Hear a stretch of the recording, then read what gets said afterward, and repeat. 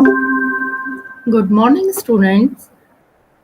आज हमारा विषय है कक्षा में छात्र और शिक्षक का संबंध। इस विषय में हमारी प्रस्तावना अगर हम करें तो ये शिक्षक और छात्रों के बीच जो आपसी संबंध है वो बहुत कुछ उस पर निर्भर करता है कि बच्चे स्कूल, शिक्षक अपनी स्कूल की जिम्मेदारियों को कैसे समझते हैं, वे क्या खर्च कर सकते हैं, कितनी दूर जा सकते हैं। कई कारक सभी बच्चों और प्रत्येक व्यक्तिगत छात्र के साथ शिक्षक के रिश्ते को प्रभावित करते हैं। समाज में स्थिति, आर्थिक स्थिति, सामाजिक सांस्कृतिक संस्कृति का स्तर, शिक्षकों का व्यावसायिक प्रशिक्षण, उनकी नैतिकता, संचार शैली और कई अन्य। शिक्षक और छात्रों के बीच का संबंध, जैसा कि वैज्ञानिक अनुसंधान द्वारा स्पष्ट किया गया है, अक्सर छात्रों में विचलित व्यवहार का कारण बन सकता है। तो कक्षा में शिक्षक दो प्रकार के रिश्तों में प्रवेश करता है। पहला तो कक्षा के लिए उसके संबंध पूरे तरीके से उसमें निभाता है और फिर अपने छात्र के साथ व्यक्तिगत रूप से भी संबंध रखता है। एक तो संपूर्ण कक्षा में किस प्रकार से छात्रों के साथ संबंध, और फिर व्यक्तिगत रूप से भी उनके साथ संबंध होना। तो ये दोनों प्रकार के संबंधों को शिक्षक निभाता है। इस प्रकार के दोनों जो रिश्ते हैं वो आवश्यक और महत्वपूर्ण भी है, लेकिन प्रत्येक व्यक्तिगत बच्चे के साथ संबंध अधिक महत्वपूर्ण है कि प्रत्येक जो बच्चा है, जो विद्यार्थी है, प्रत्येक को व्यक्तिगत तौर पर किस प्रकार शिक्षक वो निभाता है, उस उससे ये एक बहुत महत्वपूर्ण विषय है। अब जहाँ हम बातचीत मानव विकास का हिस्सा है, जो सोचने, विचारने, सीखने और दुनिया को समझने में हमारी मदद करती है। लोक भाषा को का इस्तेमाल तार्किक क्षमता, ज्ञान और बोध को विकसित करने के लिए एक औजार के रूप में करते हैं।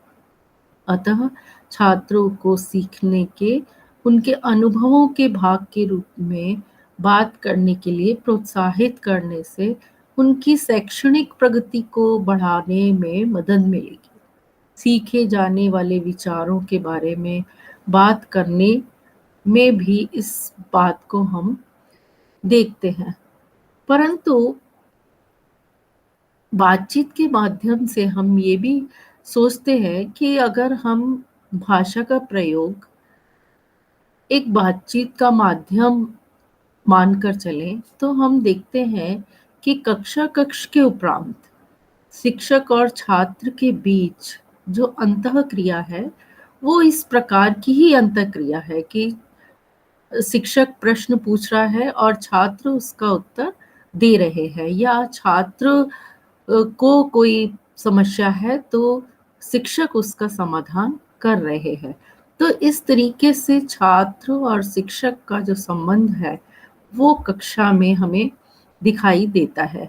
अब उन विचारों के बारे में छानबीन की गई है या उन्हें और ढूंढा गया तो तार्किक क्षमता विकसित और सुव्यवस्थित दिखाई देती है। छात्र अधिक सीखते हैं। तो किसी कक्षा में छात्र वार्तालाप के विभिन्न तरीके होते हैं, जिनमें दोहराने से लेकर उच्च स्तर की तार्किक क्षमता विकसित करने हेतु चर्चा तक शामिल है। कक्षा में कई बार शिक्षक कुछ जो भी प्रकरण पढ़ा रहे हैं उसमें यदि बच्चों को नहीं समझ में आया तो शिक्षक दोबारा भी उस चीज को दोहराते हैं, और छात्र भी तार्किक रूप से यदि कोई प्रश्न उनके मन में उठता है तो वो भी शिक्षक से पूछ सकते हैं। इस तरीके की चर्चा वहाँ वार्तालाप के रूप में होती है। अब जब शिक्षक के इस प्रकार का व्यवहार कक्षा में देखा जाता है, तो पूर्व में जो शिक्षक है, उसके द्वारा बातचीत का दबदबा होता है और वह छात्रों की बातचीत या छात्रों के ज्ञान के मुकाबले अधिक मूल्यवान समझी जाती थी। क्योंकि पहले जो पढ़ाने का तरीका था, वो शिक्षक ही सर्वोपरि था और जो व्याख्यात्मक या व्याख्या प्रणाली अपनाई जाती थी, उस विधि के द्वारा शिक्षक अपने प्रकरण को पूरी तरीके से छात्रों के सामने रख देता था और उसी का पूरा दबदबा रहता था कि वो जो कह रहा है, वही छात्र सुनेंगे और शिक्षक अपना जो बातचीत है, वो केवल एक तरफ़ा ही रखेगा और छात्रों का ज्ञान और अधिक मूल्यवान उनसे वो समझी जाती थी। तथापि पढ़ाई के दौरान बातचीत के लिए पाठों का नियोजन बहुत महत्वपूर्ण था, ताकि छात्र अधिक से अधिक बात करें और पहले के अनुभवों के आधार पर अधिक सीखें। तो फिर बाद में उसमें एक योजना शुरू कर दी गई कि जो भी प्रकरण पढ़ाने जा रहा है शिक्षक, उसकी एक योजना बनाए, एक प्लानिंग करे कि मुझे क्या पढ़ाना है, कक्षा में किस प्रकार से मुझे पढ़ाना है। तो उसमें हर तरीके की प्लानिंग शिक्षक करता है। उसमें कथन भी शिक्षक देता है, उसके बाद छात्र भी उसे दोहराते हैं, शिक्षक प्रश्न भी पूछता है, छात्र उसके उत्तर भी देते हैं। तो इस तरीके की प्लानिंग करके शिक्षक कक्षा में उपस्थित होता है। यह किसी शिक्षक और उसके छात्रों के बीच प्रश्न और उत्तर सत्र से कहीं अधिक होता है, क्योंकि इसमें छात्रों की अपनी भाषा, विचार और रुचियों को ज़्यादा समय दिया जाता है। क्योंकि शिक्षक जब उन्हें पढ़ाता है, तो उनकी रुचि के अनुसार वो किस तरीके से, किस विधि के अनुसार पढ़ना चाहते हैं, शिक्षक उनके लिए क्या सहायक सामग्री लाया है, उसके द्वारा वो पढ़ाना चाहता है। तो ये ज़्यादा इम्पोर्टेंट, ये ज़्यादा महत्वपूर्ण है। तो हम में से जो अधिकांश कठिन मुद्दे के बारे में या किसी बात का पता करने के लिए किसी से बात करना चाहते हैं और अध्यापक बेहद सुनियोजित गतिविधियों से इस सहज प्रवृत्ति को बढ़ा सकते हैं। तो हम ये देखते हैं कि जब इस तरीके की वाक्यांश या वार्तालाप कक्षा में है, तो उसमें अध्यापक एक सुनियोजित तरीके से इन गतिविधियों को कर रख सकता है, इन गतिविधियों को संभाल सकता है। तो उससे क्या होगा कि जो उसके कक्ष प्रबंधन है, उसमें एक प्रभावशाली प्रबंधन कहलाएगा और उसमें सहज ही जो प्रवृत्तियाँ हैं, वो बढ़ती हुई नज़र आएँगी। तो इसीलिए शिक्षक और छात्र का जो संबंध है कक्ष में वो एक अलग ही संबंध दिखाई देता है। अब कक्षा में सीखने के लिए गतिविधियों हेतु बातचीत की योजना बनाना। जब शिक्षक कक्षा में उपस्थित होता है, तो वो कोई ना कोई योजना अवश्य बनाता है, जिससे कि वो बालकों को अधिक से अधिक सिखा सके। तो बहुत सारी गतिविधियाँ वो कक्षा में करता है। शिक्षण की गतिविधियों के लिए बातचीत की योजना बनाना महज शब्दावली के लिए नहीं है, बल्कि यह गणित एवं विज्ञान के काम तथा अन्य विषयों के नियोजन का महत्वपूर्ण हिस्सा भी है। इसे पूरी कक्षा में जोड़ी कार्य या सामूहिक कार्य में, कक्षा से बाहर गतिविधियों में, रोल प्ले में, लेखन, वाचन, प्रायोगिक छानबीन और रचनात्मक कार्यों में भी योजनाबद्ध तरीके से किया जा सकता है। अब छात्रों के पास बहुत सारे विषय होते हैं। अब विषयों को लेकर अगर बात करें, तो केवल हम भाषा शिक्षण की ही बात ना करके और भी विषयों को देखें, तो गणित विषय है या विज्ञान विषय है या और भी अलग-अलग प्रकार के जो विषय हैं, उनको सामूहिक तौर पे भी पढ़ा सकता है और कक्षा के बाहर गतिविधियाँ कराकर भी शिक्षक पढ़ा सकता है, रोल प्ले करवा सकता है। अगर कोई नाटक करवा रहे हैं, तो उनमें अलग-अलग पात्र बना दिए जाएँ, तो वो रोल प्ले भी कर सकता है। फिर लेखन, वाचन, ऐसी प्रायोगिक छानबीन और रचनाकार कार्य भी करवा सकता है कि आज एक इस विषय पर आप निबंध लिखिए या इस विषय पर आप वाचन कार्य कीजिए। तो इस तरीके से वो अन्य गतिविधियों के तरीके से भी अपनी योजना बना सकता है। तो ये शिक्षक पर डिपेंड है कि वो किस तरीके की योजना बनाएगा और शिक्षक भी छात्र का स्तर देखते हुए, छात्रों की क्षमता को देखते हुए योजना बनाएगा। अब यहाँ तक कि आरंभ साक्षरता और गणितीय कौशल वाले नन्हे छात्र भी उच्चतर श्रेणी के चिंतन कौशलों का प्रदर्शन कर सकते हैं, बशर्ते कि उन्हें दिया जाने वाला कार्य उनके पहले के अनुभव पर आधारित हो और आनंददायक हो। यदि हम आरंभिक कक्षाओं की बात करें, तो छोटे-छोटे नन्हे बच्चे जो हैं, वो भी बहुत उच्च श्रेणी का चिंतन कर सकते हैं। वो भी एक अपना कौशल दिखा सकते हैं, कौशल का प्रदर्शन कर सकते हैं, चाहे वो गणितीय विषय हो या एक भाषाई कोई विषय हो, उनमें। और बस इतना सा है कि वो चीज़ उन्होंने पहले से थोड़ा-सा उसके बारे में जानकारी हो। तो फिर वो एक अपना अनुभव भी बता सकते हैं, उसके बारे में और अच्छा प्रदर्शन करके भी दिखा सकते हैं और उस चीज़ में फिर उन्हें आनंद भी आएगा, तो वो उनके लिए आनंददायी हो जाएँगी। इसलिए उदाहरण के लिए छात्र तस्वीरों, आरेखों या वास्तविक वस्तुओं से किसी कहानी, पशु या आकृति के बारे में पूर्व अनुमान लगा सकते हैं। रोल प्ले के माध्यम से छात्र कठपुतली या पात्र की समस्याओं के बारे में सुझावों और संभावित समाधानों की सूचीबद्ध कर सकते हैं।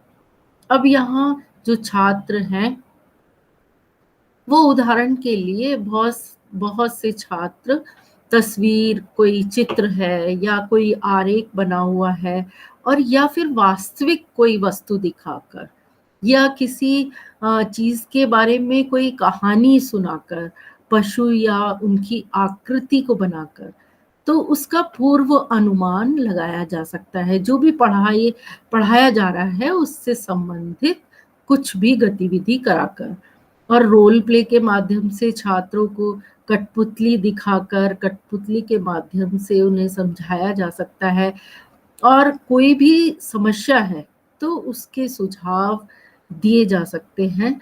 अगर कोई संभावित उनका समाधान मिल जाता है, तो पहले उनकी पूरी सूची तैयार करी जाएगी और फिर उसके बाद एक-एक जो विद्यार्थी है, उसकी समस्या का समाधान भी शिक्षक कर सकता है। तो इस तरीके से कक्षा कक्ष में और कक्षा कक्ष के बाहर दोनों तरीके से जो शिक्षक और छात्र का संबंध है, वो चलता रहता है।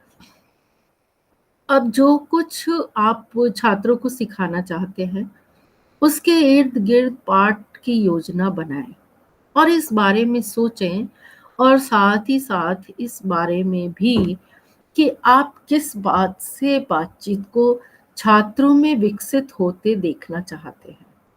कुछ प्रकार की बातचीत अन्वेषी या खोजबीन करने वाली होती है। अब हम जब छात्र को पढ़ाने जा रहे हैं, तो उसके पहले सबसे पहले पूर्व ज्ञान से संबंधित हम आस-पास की जो बातें हैं, वो उससे पूछेंगे और फिर अपने जो टॉपिक है, जो प्रकरण है, उस पर शिक्षक आएगा। और इतनी आस-पास की खोजबीन से ये पता लगा लिया जाता है कि वो उस विषय के बारे में कितना जानता है। उदाहरण के लिए इसके बाद क्या होगा? क्या हमने इसे पहले देखा है? यह क्या हो सकता है? या आप ऐसा क्यों सोचते हैं कि वह यह है? कुछ अन्य प्रकार की वार्ताएं ज्यादा विश्लेषणात्मक होती हैं। उदाहरण के लिए विचारों, साक्ष्य या सुझावों का आकलन करना। तो इस तरीके से जो अध्यापक है वो अपनी जो पाठ योजना है उसे तैयार कर सकता है। कोई भी उसने दृश्य दिखाया या कोई कहानी सुनाई या कोई भी एक चीज लेकर उस सहायक सामग्री के माध्यम से वो उन चीजों तक पहुंच सकता है जो उसे पढ़ाने जाना है या अब पढ़ा रहा है। तो उससे फिर छात्र उस चीज पर आ जाते हैं जो उन्होंने पढ़ी नहीं है लेकिन उसके बारे में थोड़ी बहुत जानकारी रखते हैं। और फिर उसके बाद इसे रोचक, मजेदार बनाएं और यह कोशिश करें कि सभी छात्रों संवाद में भाग ले सके। अब धीरे-धीरे जो शिक्षक है वो अपने पाठ को योजनाबद्ध तरीके से आगे बढ़ा रहा है। सबसे पहले उसने पूर्व ज्ञान से आधारित उनको प्रश्न किए। फिर शिक्षक को पता चल जाता है कि इस विषय के बारे में छात्र कितना जानते हैं और फिर उस विषय को वो पढ़ाना शुरू कर देता है। उसके बाद उसे इस तरीके से पढ़ाता है कि छात्रों को उसमें रोचकता भी आती है, उन्हें बहुत मज़ा आता है। कोशि और शिक्षक यही कोशिश करता है कि कैसे भी उसका जो कक्ष है या पढ़ाना है, वो छात्रों को पसंद आए। और फिर उसके पढ़ाने के बाद सभी छात्र उनसे संवाद करते हैं कि ये सर कैसे हुआ, ये का तो उन चीज़ों के बारे में और जानकारी भी शिक्षक के माध्यम से छात्रों को दी जाती है। छात्रों को उपहास का पात्र बनने या गलत होने के भय के बिना अपने दृष्टिकोण और विचारों को व्यक्त करने तथा उन्हें सहज व सुरक्षित महसूस करने के लिए प्रेरित करें। छात्रों को इस तरीके का व्यवहार दें ताकि वो ये ना सोचे कि हम जो पूछ रहे हैं या जो हम जवाब दे रहे हैं वो गलत हो सकता है या हमारी मजाक बन सकती है कक्षा में। भय का वातावरण हो जाता है। इस तरीके की चीज़ों से उनको दूर रखा जाए। उन्हें केवल सही अगर उत्तर है तो अच्छा फीडबैक और अगर उन्होंने गलत उत्तर दिया तो भी उनको आगे बढ़ने के लिए प्रेरित किया जा सकता है। इससे कक्षा का जो वातावरण है वो उतना भयभीत या उतना उपहास रूप नहीं होगा। तो इस दृष्टिकोण और इस विचार से हम ये सोच सकते हैं कि वहाँ जो विद्यार्थी है वो सहज रूप से और सुरक्षित महसूस करके अपने आप को प्रेरित करे। तो फिर कक्षा का वातावरण और भी प्रभावशाली बन सकता है। अब इसमें इस वातावरण में जो छात्र हैं वो छात्रों की वार्ता को आगे बढ़ाया जा सकता है। अधिगम के लिए वार्ता अध्यापकों को कई अवसर भी प्रदान करती हैं, जैसे छात्रों की बात को सुनना। तो पहले अध्यापक अपनी वार्ता खत्म कर देते हैं, अपनी बात को कह लेते हैं, उसके बाद छात्रों की भी बात को सुनते हैं। छात्रों की बात को सुनना, छात्रों के विचारों की प्रशंसा करना और उस पर आगे काम करना कि भई आपने ये बहुत अच्छा विचार व्यक्त किया है। तो उसके बाद हम आगे और चलते हैं, आगे और पढ़ाई करते हैं। तो इससे क्या होगा कि आगे ले जाने के लिए छात्रों को प्रोत्साहन मिलेगा। अगर हम अपना ही पाठ पूरा करने में लगे हैं, छात्रों की बात को ना सुने, उनकी समस्याओं को ना सुने, तो फिर आगे पढ़ाने से कोई मतलब नहीं है। तो जो अध्यापक है, वो थोड़ा-थोड़ा प्रकरण ले और थोड़े प्रकरण के बाद छात्रों की भी बात को सुने और जो वो अपने विचार रख रहे हैं, उनकी प्रशंसा भी करें। यदि वो सही उत्तर दे रहे हैं, तो भी उनकी प्रशंसा करें। तो इससे आगे छात्रों को पढ़ने का मन करेगा। अब उनके कक्षा के बाद सभी उत्तरों को लिखना या उनका औपचारिक आकलन नहीं करना होता है, क्योंकि वार्ता के ज़रिए विचारों को विकसित करना शिक्षण का महत्वपूर्ण हिस्सा है। अब एक-एक विद्यार्थी के उत्तर को लिखना, उनकी बात को कहना, तो वो हमारा जो सब मिल-जुल कर जो विचार-विमर्श होता है, जो विचारों को उसमें सुना जाता है, वही एक महत्वपूर्ण हिस्सा माना जा सकता है। तो उनके जो अधिगम को प्रासंगिक बनाने के लिए उनके अनुभवों और विचारों का उप उपयोग यथासंभव प्रयोग करना चाहिए। उन्होंने जो उनको आ रहा है, जो उत्तर उन्हें आ रहा है, उसे उन्हें श्यामपट्ट पर लिखवाने का वो रखना चाहिए प्रयोजन। उन्हें बुलाकर श्यामपट्ट पर उन्हीं से उसको लिखवाया जाए और उनके विचारों को भी सुना जाए, उनके अनुभवों को सुना जाए और इससे क्या होगा कि यथासंभव ये एक तरीके का प्रयोग हो जाएगा जो कि सर्वश्रेष्ठ सिद्ध होगा। सर्वश्रेष्ठ जो छात्र हैं वो भी अपनी वार्ता को एक खोज के रूप में सामने लाएँगे कि हमारे साथ भी ऐसा हुआ या हमने भी इस तरीके की चीज़ें देखी हैं। तो इसका अर्थ ये होता है कि छात्र एक-दूसरे के विचारों की छान-बीन करते हैं और उन्हें चुनौती पेश करते हैं ताकि वे अपने प्रत्युत्तर को लेकर विश्वस्त हो जाएँ।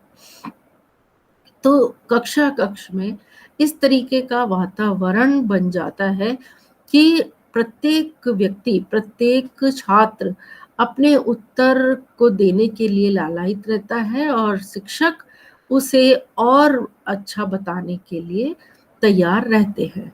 तो इस तरीके से जो छात्र और शिक्षक का संबंध जो है कक्षा-कक्ष में, वो एक अच्छी बातचीत के रूप में सामने आता है। अब आपस में बातचीत करने वाले समूहों को किसी के भी द्वारा दिए गए उत्तर को यूं ही स्वीकार ना करने के लिए प्रोत्साहित किया जाना चाहिए। आप कक्षा के समक्ष विभिन्न प्रकार के जांच वाले प्रश्नों जैसे क्यों, आपने उसका निर्णय क्यों किया या क्या आपको उस हल में कोई समस्या नजर आई के माध्यम से चुनौती देने वाली चिंतन प्रक्रिया का मॉडल प्रस्तुत कर सकते हैं। आप छात्रों को समूहों में सुनते हुए कक्षा में घूम सकते हैं और ऐसे प्रश्न पूछकर उनके चिंतन को बढ़ा सकते हैं। तो इस तरीके से ये देखा जा सकता है कि जब हम कक्षा-कक्ष में हैं और विद्यार्थियों से पाठ के विषय में कुछ प्रश्न कर रहे हैं, छात्र उत्तर दे रहे हैं, तो कक्षा-कक्ष में इस प्रकार के जाँच की जा सकती है कि जो भी अध्यापक ने पढ़ाया है, क्या वो विद्यार्थियों को समझ में आया या नहीं आया? तो वहाँ कौन किस प्रकार की समस्या उत्पन्न हो रही है? विद्यार्थियों को क्यों उस चीज़ को समझ में नहीं आया है?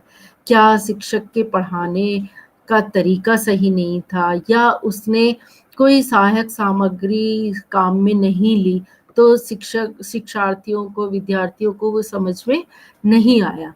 तो कई ऐसी उसके बीच में कई ऐसी चुनौतियाँ होती हैं, तो उसमें कुछ चिंतन प्रक्रिया का भी एक मॉडल प्रस्तुत कर सकते हैं कि इस तरीके से जो उन चीज़ें समझ में नहीं आईं, वो शिक्षक उन्हें दोहराते हुए बताए।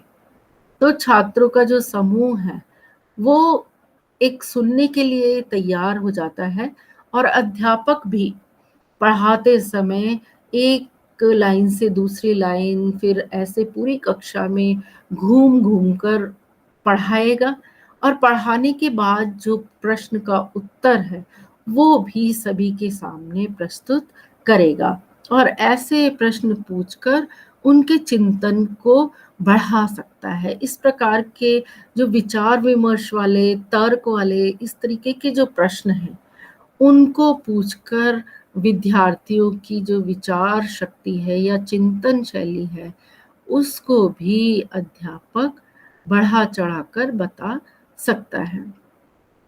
अब जब हम बात करते हैं कि छात्रों की वार्ता, विचारों और अनुभवों की कद्र और सराहना की जाती है, तो वे प्रोत्साहित होंगे। इससे वो प्रोत्साहित होते हैं। क्योंकि बातचीत करने के दौरान अपने व्यवहार, सावधानी से सुनने, एक-दूसरे से प्रश्न पूछने और बाधा न डालना जैसे व्यवहारों के लिए अपने छात्रों की प्रशंसा करें। कभी-कभी कक्षा में ऐसा भी होता है कि जो छात्र हैं, वो बड़े शांतिपूर्वक पाठ को सुनते हैं।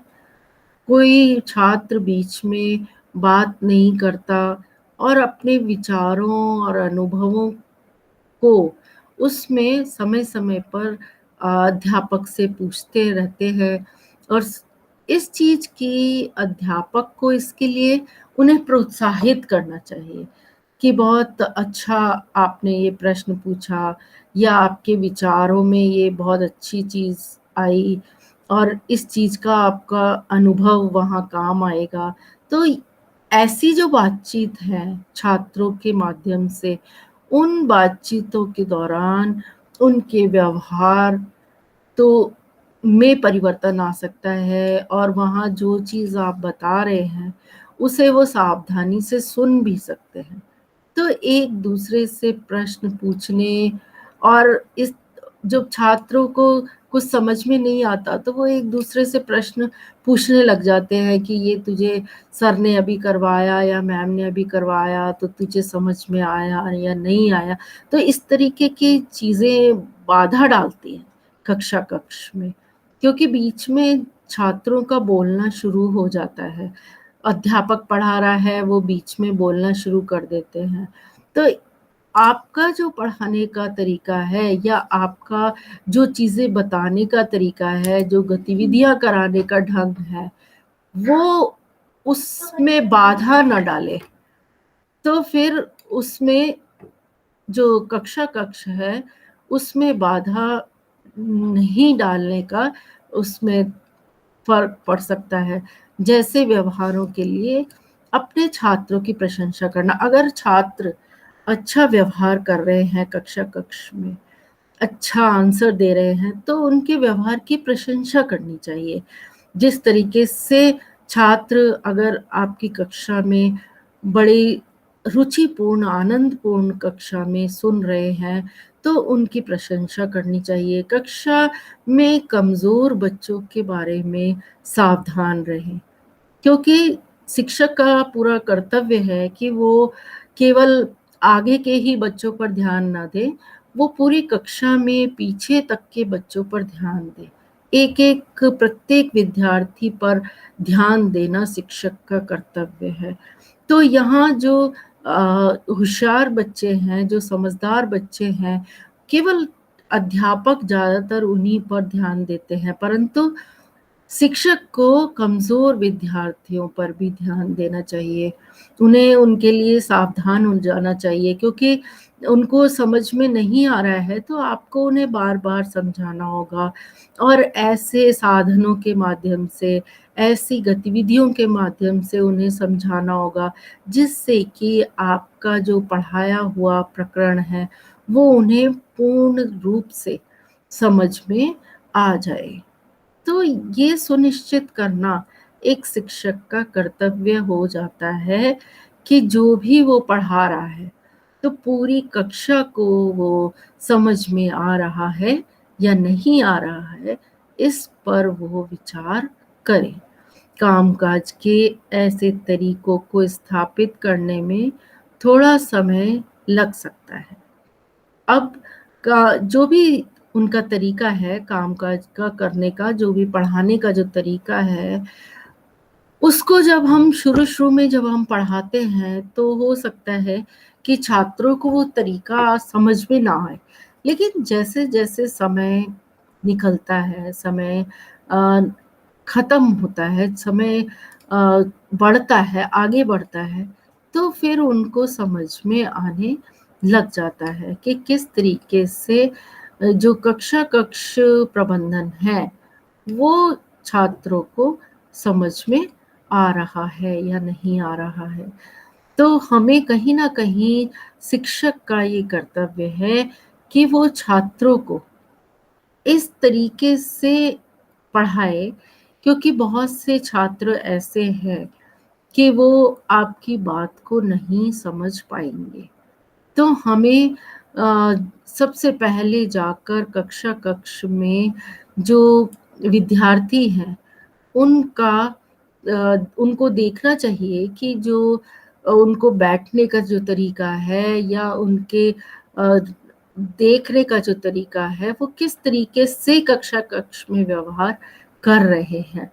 तो उनके ऊपर पूरी तरीके से ध्यान देना होगा। और जब पाठ को पढ़ाना शुरू करें, तो हमें पूरी कक्ष पे ध्यान देना होगा। और प्रश्न पूछते समय भी, कोई भी प्रश्न आप पूछ रहे हैं, शिक्षक जो भी प्रश्न पूछ रहा है, वो पूरी कक्षा पर प्रश्न करेगा। कोई 1-2 बच्चे जो होशियार हैं, केवल उन्हीं से प्रश्न पूछना आपका उद्देश्य नहीं है। आपका उद्देश्य यह है कि संपूर्ण कक्षा को आपका पढ़ाया हुआ समझ में आ जाना चाहिए। अगर नहीं समझ में आता, तो उसको आप बार-बार दोहराइए और बच्चों को अच्छी तरह से उस पाठ को समझाइए। तो यही शिक्षक का कर्तव्य होता है। अब उसके बाद जब भी हम ये देखते हैं कि छात्रों को स्वयं प्रश्न पूछने के लिए प्रोत्साहित करें। कई शिक्षक ऐसे हैं कि जो छात्र अगर ज़्यादा प्रश्न पूछते हैं तो उनको बिठा देते हैं या उनके ऊपर गुस्सा करते हैं कि आप क्यों बार-बार प्रश्न पूछ रहे हो? तो ऐसा नहीं है, अगर बच्चा प्रश्न पूछता है, तो आप उसको प्रोत्साहित कर सकते हैं और आगे बढ़ावा दे सकते हैं, ताकि वो प्रश्न पूछे और आप उस प्रश्न का उत्तर दे सकते हैं। तो छात्रों को स्वयं प्रश्न पूछने के लिए प्रोत्साहित करना चाहिए। अपनी कक्षा में ऐसा वातावरण तैयार करें, जहाँ अच्छे चुनौतीपूर्ण प्रश्न पूछे जाते हैं और जहाँ छात्रों के विचारों को सम्मान दिया जाता है। छात्रों को भी सम्मान देना आवश्यक है। क्योंकि जब वो आपकी कक्षा में पढ़ाई कर रहे हैं, तो उन्हें भी सम्मान की आवश्यकता है। वो भी फिर और अधिक अच्छी तरह से पढ़ेंगे, उन्हें भी बहुत रुचि आने लगेगी पढ़ाई में। तो कक्षा का वातावरण तैयार करना एक शिक्षक और छात्र के बीच का जो वातावरण है वो कहलाता है। तो ये जो वातावरण है छात्र और शिक्षक दोनों को ही मिलकर देखना होगा, दोनों को ही मिलकर तैयार करना होगा। तो फिर जहाँ छात्रों के विचारों को सम्मान दिया जाता है और उनकी प्रशंसा की जाती है। अगर उन्हें उसके साथ किए जाने वाले व्यवहार को लेकर भय होगा या अगर उन्हें लगेगा कि उनके विचारों का मान नहीं किया जाएगा, तो छात्र प्रश्न नहीं पूछेंगे। उन्हें यदि ऐसा लगेगा कि मेरे विचारों का कोई मान नहीं हो रहा है, या मैं जो प्रश्न पूछ रहा हूँ उसका सही उत्तर नहीं दिया जा रहा, या मेरे प्रश्न पूछने पर मुझे बिठा दिया जाता है, या मेरे प्रश्न पूछने पर शिक्षक गुस्सा कर रहा है, तो उस तरीके का व्यवहार उसे पसंद नहीं आएगा। और जो छात्र है फिर वो आगे से प्रश्न नहीं पूछेगा। उसे भी लगेगा कि मेरे प्रश्न पूछने पर जो शिक्षक है वो नाराज हो रहा है, तो फिर वो प्रश्न आगे से नहीं पूछेगा। तो छात्रों को भी कक्षा में प्रश्न पूछने के लिए प्रोत्साहित करना चाहिए और उन्हें आमंत्रित करना चाहिए कि जो भी आपको समझ में नहीं आया, या जो आपको मुश्किल लगी, या आपको और अच्छी तरह समझना है, इस तरीके का कोई आपके सामने चीज़ है, तो आप प्रश्न पूछ सकते हो। तो उनकी जिज्ञासाएँ भी शांत होंगी और इस तरीके से उन्हें प्रोत्साहन भी मिलेगा, कक्षा में बोलने का अवसर भी मिलेगा। कई विद्यार्थी ऐसे हैं जो कक्षा में बोलते ही नहीं, चुपचाप बैठे रहते हैं, तो उनको भी आगे बुलाएँ और उनसे भी आप पूछिए। तो फिर जो विद्यार्थी है धीरे-धीरे उसकी जो बोलने की प्रवृत्ति है, या प्रश्न पूछने का तरीका है, वो बोलने लगेगा। और हो सकता है कि पहले शुरू-शुरू में छात्र को प्रश्न पूछने का तरीका नहीं है, या प्रश्न पूछने का ढंग नहीं है, तो आप उसे धीरे-धीरे सिखा सकते हैं कि इस तरीके से आप प्रश्न को पूछिए। और फिर इन चीज़ों से वो सीखेगा कि किस तरीके से हमें कक्ष में प्रश्न पूछने हैं। और फिर शिक्षक उसको आराम से सहायता करेगा और उसके प्रश्नों के उत्तर भी देगा। तो इस तरीके से कक्ष का जो वातावरण है, वो एक छात्र और शिक्षक की अंतःक्रिया से शुरू होगा और फिर वैसे ही खत्म भी होगा। तो इस तरीके से आप कुछ नियमित समूह या जोड़े में कार्य करने, या शायद छात्रों के प्रश्न पूछने का समय जैसी कोई योजना बना सकते हैं, ताकि छात्र प्रश्न पूछ सके या अधिक स्पष्ट उत्तर की मांग मांग कर सके। तो ये और भी अच्छा है कि इन चीज़ों का आप नियम बना सकते हो, या आप एक तरह से योजना बना सकते हो कि अभी मैं इतना पाठ आपको पढ़ा रहा हूँ, और इस पाठ को पढ़ाने के बाद आप एक समूह में, और या फिर आप एक-एक करके प्रश्न पूछ सकते हैं। तो इन सभी योजनाओं के कारण भी आपका जो पाठ है, वो पूर्ण रूप से समझ में आ जाएगा। और एक गतिविधि ऐसी भी हो सकती है कि कोई आपको यदि कुछ पढ़ाना है, तो आप एक समूह बनाकर उसमें भी आप बच्चों को बाँट सकते हो, और फिर उनको अलग-अलग चीज़ें देकर उस टॉपिक को, उस प्रकरण को वहाँ उनको पढ़ाने के लिए छोड़ सकते हो। 2-2 के जोड़े में या एक समूह में उनको बाँटकर उस पाठ को पढ़ने के लिए छोड़ सकते हो। और यदि वो पाठ को पढ़ लें, तो फिर शिक्षक उनसे प्रश्न पूछ सकता है कि अब आपने पाठ पढ़ लिया है, अब आप इस प्रश्न के उत्तर दीजिए। तो वहाँ फिर जो छात्र हैं उन प्रश्नों के उत्तर देंगे। तो अपने पाठ के एक भाग को, अगर आपका प्रश्न है, तो हाथ उठाएँ, नाम रख सकते हैं। तो यहाँ शिक्षक अब जब प्रश्न पूछता है, तो फिर एक ये कह सकता है कि जिसे भी प्रश्न पूछना है, वो, या मैं प्रश्न पूछ रहा हूँ, आपको उत्तर देना है, तो एक साथ आप प्रश्न का उत्तर नहीं देंगे। या अगर मैंने कहा है कि आपको कुछ नहीं आ रहा है, तो आप प्रश्न पूछ लीजिए। तो वहाँ कभी-कभी क्या होता है कि पूरी कक्षा खड़े होकर पूछने लग जाती है, पूरी कक्षा एक साथ बोलने लग जाती है, तो कक्षा का जो वातावरण है वो खराब होता है, हीनता आ जाती है, वहाँ अनुशासन नहीं रहता। तो फिर छात्रों को हमें समझा देना चाहिए कि अब जो मैं प्रश्न कर रहा हूँ, आप अपना हाथ उठाएँ और मैं उसके बाद आपसे एक-एक करके प्रश्न का उत्तर पूछूँगा।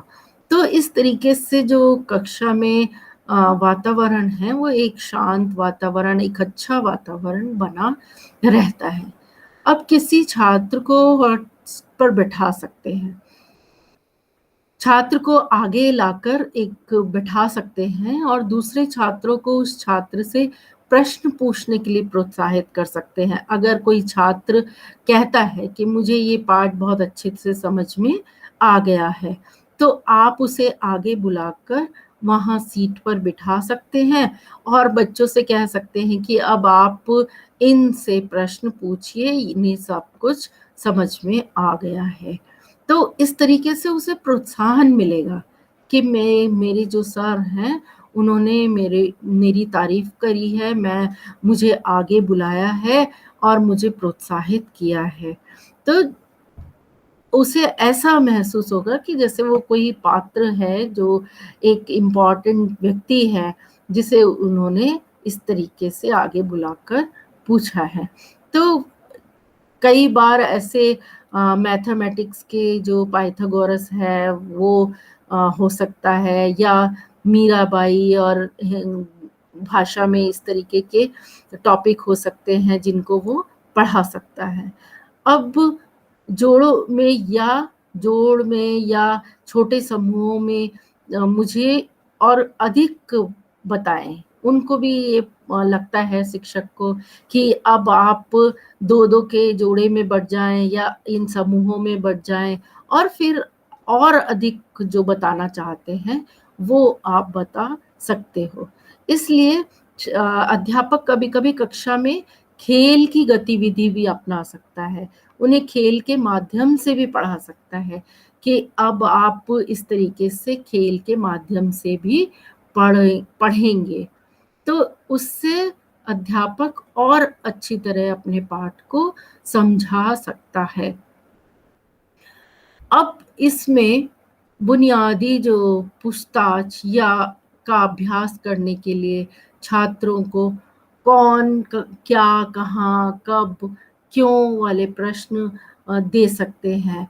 तो उसमें शिक्षक इस तरीके की जो पूछताछ करता है अपने प्रकरण के बाद जो अभ्यास है, वो कराता है छात्रों को। तो वो पूछ सकता है कि वो कौन था या वो क्या काम करता था या कहाँ रहता था, वो उसने ये कब किया या वो क्यों इस तरीके का था। तो इस तरीके की कोई कहानी के प्रश्न हैं या कोई कविता के प्रश्न हैं, इस तरीके से वो आप पूछ सकते हैं। उन प्रश्नों के माध्यम से उन प्रश्नों को पूछा जा सकता है। तो फिर इसमें छात्रों को कुछ डेटा जैसे कि विश्व डेटा बैंक से उपलब्ध डेटा, उदाहरण के लिए पूर्णकालिक शिक्षा में बच्चों का प्रतिशत या भिन्न देशों में स्तनपान की विशेष दरें। तो इस तरीके से जो बच्चों के लिए इस तरीके का एक प्रोग्राम या कुछ ऐसा डेटा इकट्ठा कर सकते हैं। तो उन प्रश्नों के बारे में सोचने के लिए कह सकते हैं जो आप इसमें इकट्ठा कर रहे हैं। तो अगर आपको किसी चीज़ के बारे में अपना कुछ डाटा इकट्ठा करना है, तो आप एक प्रश्नावली बनाकर उन प्रश्नों को पूछ सकते हैं और आप फिर इसकी जाँच कर सकते हैं कि इन प्रश्नों के उत्तर कितने बच्चों ने सही दिए और या फिर इन प्रश्नों के उत्तर कितने बच्चों ने गलत दिए। अगर ज़्यादा बच्चों ने सही उत्तर दिए हैं, तो इसका मतलब पाठ बहुत अच्छी तरीके से पढ़ाया गया। उनको छात्र भी बहुत अच्छे से समझ चुके हैं क्योंकि वो उन प्रश्नों के उत्तर एकदम सही दे रहे हैं। और छात्रों के सप्ताह भर के प्रश्नों को सूचीबद्ध करते हुए प्रश्न दीवार डिज़ाइन कर सकते हैं। और यहाँ पर अध्यापक ये भी कर सकता है कि पूरे हफ्ते, पूरे सप्ताह भर के प्रश्न उनकी सूची बना ली जाए। वो बच्चों से कह सकता है कि मैं हफ्ते के आखिरी दिन शनिवार को आप सबकी जो भी समस्याएँ हैं या पूरे हफ्ते हमने क्या पढ़ाया है, उनमें से जो क्वेश्चन हैं, जो प्रश्न बन रहे हैं, आपको समझ में नहीं आ रहे हैं, उन प्रश्नों को आप सप्ताह के अंत में शनिवार को पूछ सकते हैं। तो एक व्यवस्था भी बनी रहेगी, अनुशासन भी बना रहेगा, बच्चे भी उसमें लगे रहेंगे कि किस तरीके से हमें प्रश्न पूछने हैं और उन प्रश्नों के उत्तर फिर अध्यापक एक-एक करके प्रश्नों के उत्तर देता रहेगा। तो इस तरीके से हमारा जो पाठ की व्यवस्था है, वो बहुत ही अच्छी तरीके से निभाई जा सकती है। अब जब छात्र प्रश्न प्रश्न पूछने और उन्हें मिलने वाले प्रश्नों के उत्तर देने के लिए स्वतंत्र होते हैं, तो उस समय आपको उनकी रुचि और चिंतन के स्तर को देखकर हैरानी होगी। अगर आपने पाठ बहुत अच्छे से पढ़ाया है, एक-एक बच्चे को आपका पाठ समझ में आ गया है और फिर उसके बाद आपने बच्चों से प्रश्न पूछने शुरू करे, तो फिर उनसे जो उत्तर मिलेंगे, प्रश्नों के बाद जो उत्तर देगा छात्र, वो स्वतंत्र रूप से उन उत्तर को देगा। स्वतंत्र उनसे कहा जाएगा कि आपको जैसा आ रहा है, आपको जैसा मन करे, वैसा आप उत्तर दीजिए।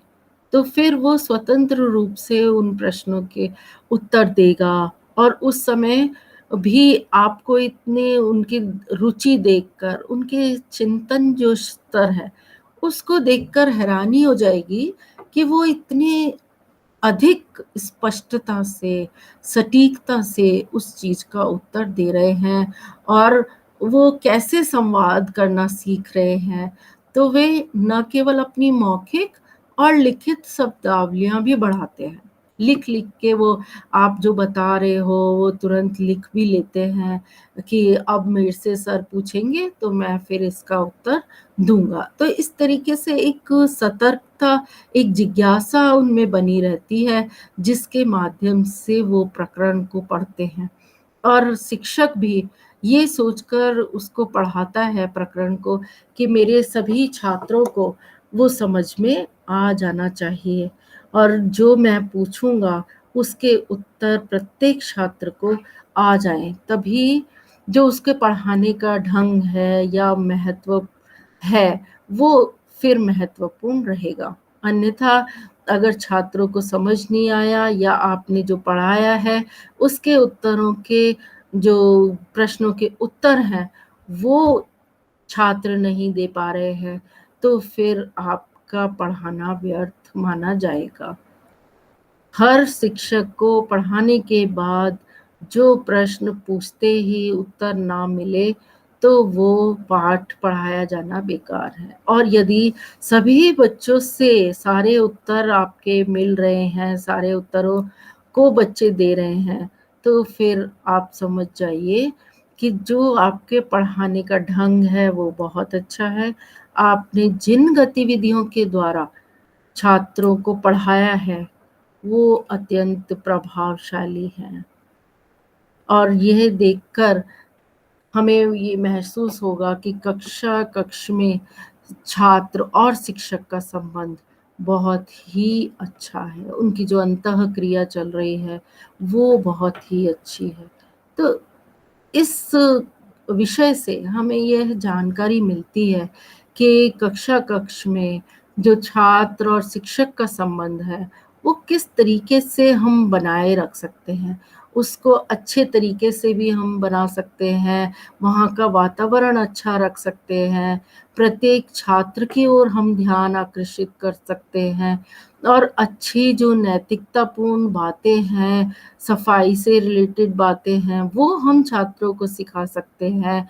तो इस पूरे विषय से हम ये कह सकते हैं कि कक्ष में छात्र और शिक्षक का संबंध बहुत ही सर्वोत्कृष्ट, बहुत ही महत्वपूर्ण है और इससे छात्र को भी लाभ मिलता है और शिक्षक को भी लाभ मिलता है।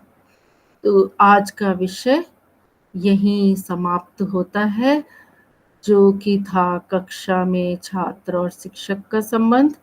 अब इससे संबंधित बहुत सारे लिंक, महत्वपूर्ण लिंक हैं जो आप लोगों के समक्ष हैं। इस विषय से संबंधित और जानकारी लेना और बहुत अच्छा कुछ ग्रहण करना हो तो आप इन लिंक्स पर जाकर जानकारी प्राप्त कर सकते हैं। और अंत में वस्तुनिष्ठ प्रश्न हमारे समक्ष आ रहे हैं, जिन्हें मल्टीपल चॉइस क्वेश्चन भी कहते हैं। पहला प्रश्न हमारे सामने, जो छात्र कक्षा में निरंतर प्रश्न पूछते रहते हैं उन्हें दंडित किया जाना चाहिए। उन्हें कक्षा में वाद विवाद में भाग लेने के लिए प्रोत्साहित किया जाना चाहिए। उन्हें लगातार प्रश्न पूछने के लिए प्रोत्साहित किया जाना चाहिए। प्रश्नों का उत्तर स्वयं ढूंढने के लिए प्रोत्साहित किया जाना चाहिए। इसका सही उत्तर है, उन्हें कक्ष में वाद विवाद में भाग लेने के लिए प्रोत्साहित किया जाना चाहिए। अब प्रश्न है कि भय और दंड का प्रभाव बच्चों को अनुशासनहीन बना सकता है। इस कथन से आप कहाँ तक सहमत हैं? पूर्णतः सहमत हैं, आंशिक रूप से सहमत हैं, अनिश्चित हैं, पूर्ण असहमत हैं? इस प्रश्न का सही उत्तर है आप पूर्ण सहमत हैं, यानी कि भय और दंड के प्रभाव के द्वारा बच्चों को नहीं पढ़ाना चाहिए, क्योंकि उससे बच्चे अनुशासनहीन हो जाते हैं। अगला प्रश्न, छात्रों में बड़ों के प्रति आदर की भावना के विकास के लिए क्या करना चाहिए? कक्षा में उपयुक्त उदाहरण देना चाहिए। अभिभावकों को यह जिम्मेदारी स्वीकार करनी चाहिए। आदर भाव के महत्व को बताना चाहिए। शिक्षक को स्वयं अपने से बड़ों के प्रति आदर प्रदर्शित करना चाहिए। अब यहाँ इस प्रश्न का उत्तर क्या होगा? इस प्रश्न का सही उत्तर है कक्षा में उपयुक्त उदाहरण देना चाहिए। कक्षा में उपयुक्त उदाहरण देंगे तो फिर छात्र भी बड़ों के प्रति आदर का भाव विकसित कर सकते हैं। अगला प्रश्न है, कक्षा में प्रयोग की गई कोई भी सामग्री तभी शैक्षिक सामग्री कही जा सकती है जब वह अध्यापक की रुचि के अनुरूप हो, छात्रों के मनोरंजन में सहायक हो, कक्षा के किसी उद्देश्य तक पहुंचने में सफल हो, वह सीखने सिखाने में उपयोगी साबित हो। इस प्रश्न का सही उत्तर है वह सीखने सिखाने में उपयोगी साबित हो। अब अगला प्रश्न आता है, कक्षा में शांत वातावरण तभी रह सकता है जब कठोर अनुशासन हो, अध्यापक और छात्रों में परस्पर सहयोग हो, केवल छात्रों का सहयोग हो, या फिर मनोरंजक कहानियां सुनाई जाए। इस प्रश्न का सही उत्तर है अध्यापक और छात्रों में परस्पर सहयोग हो। अगला प्रश्न है, बच्चों का सक्रिय शब्दकोश किसे कहते हैं? सक्रिय शब्दकोश किसे कहते हैं? जिन शब्दों का अर्थ बच्चे जानते हो, जिन शब्दों को बच्चे जानते हो, जिन शब्दों का प्रयोग बच्चे कर जानते हो, और या फिर जिन शब्दों का अर्थ बच्चे जानते हो और प्रयोग करते हो। इसका सही उत्तर होगा जिन शब्दों का अर्थ बच्चे जानते हों और प्रयोग करते हों। अगला प्रश्न आपकी स्क्रीन पर, छात्रों के निम्नलिखित में से किस गुण को आप सर्वाधिक महत्वपूर्ण मानते हैं? स्वतंत्र रूप से विचार करना, विनयशीलता, आज्ञाकारिता, परिश्रमी। क्या होगा इसका सही उत्तर? इस प्रश्न का सही उत्तर होगा स्वतंत्र रूप से विचार करना। स्वतंत्र रूप से विचार करना इस प्रश्न का सही उत्तर है। छात्रों को चरित्रवान एवं अनुशासित बनाने के लिए छात्रों को चरित्रवान एवं अनुशासन बनाने के लिए छात्रों को इसका प्रशिक्षण देंगे, उन्हें अच्छे कार्य के लिए प्रोत्साहित करेंगे, स्वयं चरित्रवान और अनुशासित होंगे, उनके माता पिता को इस दिशा में प्रयत्नशील करेंगे। इस प्रश्न का सही उत्तर है छात्रों को इसका प्रशिक्षण देंगे। इस प्रश्न का सही उत्तर। अगला प्रश्न है, छात्रों को अपनी मातृभाषा के ज्ञान में वृद्धि हेतु क्या सुझाव संभव है? घर तथा विद्यालय में मातृभाषा का ही प्रयोग करें, केवल मातृभाषा की पुस्तकों का प्रयोग करें, मातृभाषा के प्रयोग के बीच बीच में अन्य भाषाओं का प्रयोग ना करें, या फिर उपरोक्त सभी सुझाव आवश्यक है। सही उत्तर है इस प्रश्न का मातृभाषा के प्रयोग के बीच बीच में अन्य भाषाओं का प्रयोग ना करें। अगला प्रश्न, अंतिम प्रश्न है, निम्न में से कौन सा सामाजिकरण का एक प्रमुख कारण है? प्रमुख कारण कौन सा है? कंप्यूटर, आनुवंशिकता, राजनीतिक दल या परिवार? इस प्रश्न का सही उत्तर है परिवार। परिवार ही एक ऐसा प्रमुख कारण है जो कि सामाजिकरण के लिए प्रमुख रूप से उत्तरदायी होता है। यही आपके ये सभी प्रश्न समाप्त होते हैं और ये विषय भी यहाँ पर इस विषय पे भी चर्चा पूर्ण रूप से हो चुकी है। अब आपका विषय यहीं समाप्त होता है। कक्षा में छात्र और शिक्षक का संबंध। अब हम अगला विषय अगली कक्षा में पढ़ेंगे। तब तक के लिए धन्यवाद।